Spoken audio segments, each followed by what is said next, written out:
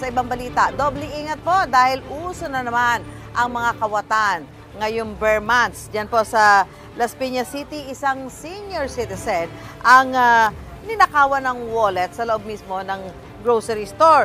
Isinauli naman daw po ng kawatan ang wallet, pero nang ibalik po ito ay wala na o nalimas na ang halos 50,000 pesos na laman ng kanyang ATM card.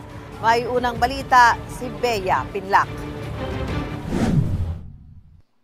Iyan lang pong inasahan namin, nalimos pa po. Hindi ko na maintindihan kung paano pong mangyari sa buhay namin mag-ina. Bumuhos ang luha ng 63 anyos na babaeng ito nang ikwento niya kung paano siya nanakawan ng wallet sa isang grocery store sa Barangay Almanza 1, Las Piñas City.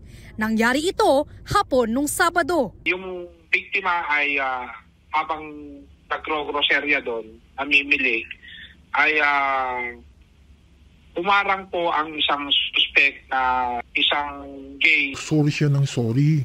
So nagtakan na niya ako. Sabi ko, sorry ka nga lang, sorry pero hindi mo naman binibitawan yung pushcart ko. Matagal-tagal din bago niya nabitawan.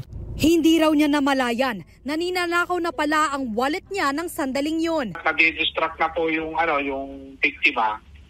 Another suspect na nasa likod ay dinudukot na niya yung wallet ng biktima, ma'am. Wala pang isang oras matapos makuha ang wallet niya, napag-alaman na may nag-withdraw na sa bank account niya. Siguro nahulaan nila yung PIN number ko po. Nang binalikan ang CCTV, nakitang naglalakad galing sa bangko ang dalawang suspect.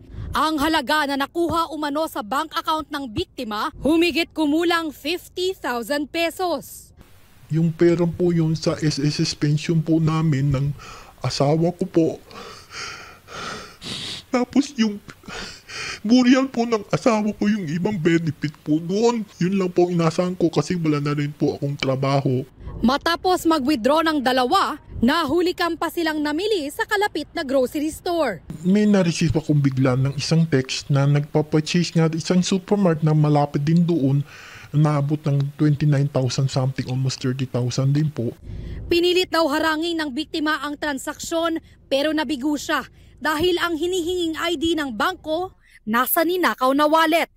Kahapon nakatanggap ng report ang pulisya na naisauli ang wallet sa kaanak ng biktima. Sa kanilang area ay bata po yung tumanggap kaya yung wallet ay naibigay sa kapatid nitong biktima. Yung ATM, wala na po.